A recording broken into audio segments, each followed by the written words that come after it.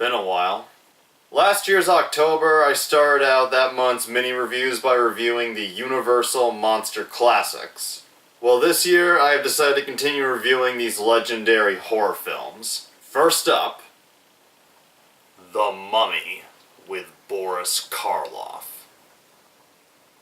The Mummy from 1932 is a reasonably well-made horror film, and Boris Karloff, he never fails to give a very chilling performance. And the makeup done for his mummy character by the legendary Jack P. Pierce is just fantastic.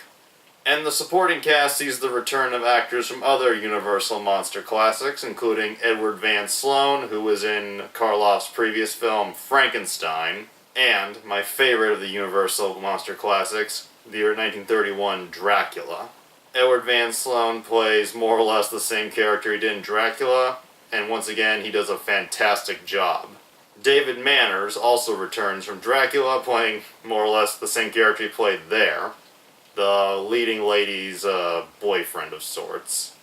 And all the actors here do a very good job, and while the film is well made, I would have to say The Mummy is my least favorite of the Universal Monster classics. Not that it's bad, it's just... it's kind of copying the same stuff that Dracula did, but is also trying to raise the bar in a way.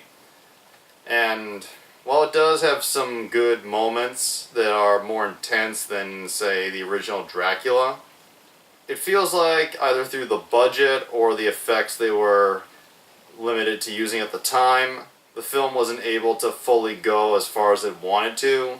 Some scenes they were able to, but they couldn't do it for the whole film, so the tone feels kind of uneven a little. And the ending for The Mummy is extremely anticlimactic. And while the original Dracula also was a little anticlimactic, that film made up for whatever flaws it had with its grace and great sensual charm. This film doesn't have that. It's still good and I recommend it, but as dumb as it is, I would say I prefer the 1999 remake with Brendan Fraser just because it's a bit more exciting. Number 2. The Invisible Man with Claude Rains. The Invisible Man from 1933 is a classic in many regards, directed by the great James Whale, also the director of Frankenstein and Bride of Frankenstein. It's one of those first films that tried to mix both goofy comedy as well as disturbing horror, and the comedy aspect is definitely the weakest part of the film, because at times it can get a bit more annoying. There are some very funny parts, but the horror element definitely works. Claude Rains plays a mad scientist who makes himself invisible, and unknown to him, one of the ingredients he used has a side effect of driving whoever takes it insane. The Invisible Man, the character, is definitely one of the most evil, twisted, and self-aware of the Universal monsters. But at the same time, there's a lot of tragedy to the character, and the special effects in this movie are just, for its time, they were groundbreaking. And while a lot of them won't be impressive to today's audience, think about it, this is 1933, these effects probably blew everybody away. And when you know what went into making them, you can really admire them and have respect for the people who made them. The best and most impressive special effect in the whole film is a scene where the Invisible Man, who, whenever he's around people who know him, he wears bandages so that they know that he's in the room. And just before going to bed, he gets in front of a mirror and starts to unwrap the bandages. And this one particular shot had so much put into it. They had to film 4 different things. They had to film Claude Rains from the back as he unwrapped. They had to film the room he was in. Then they had to film the room from the perspective of the mirror.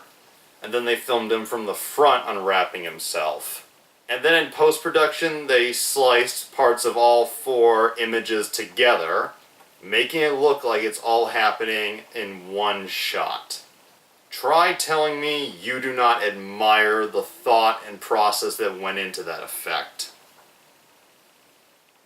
So yeah, I definitely recommend checking out The Invisible Man from 1933. It is a classic in both horror and special effects. The Creature from the Black Lagoon.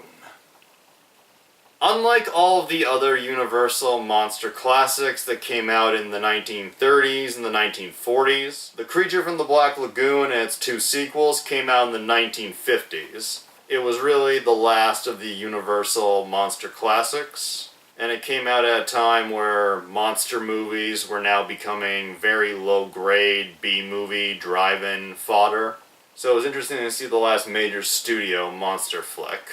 As for a plot for The Creature from the Black Lagoon, a couple of scientists studying sea animals go into this swamp area, and they discover this creature who they call the Gill Man, a sea-like creature who has the build of a human man.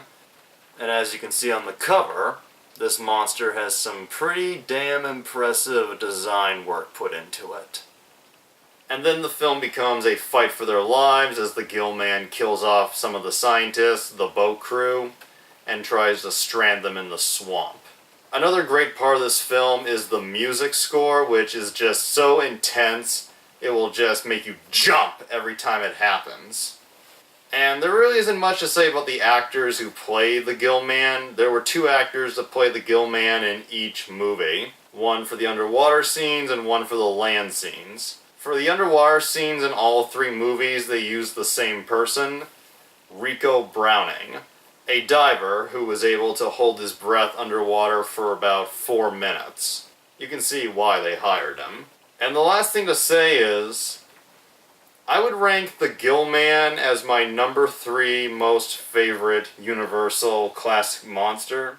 I definitely recommend checking out The Creature from the Black Lagoon and its two sequels. So that was my first mini review in many months, and my first of the month of October.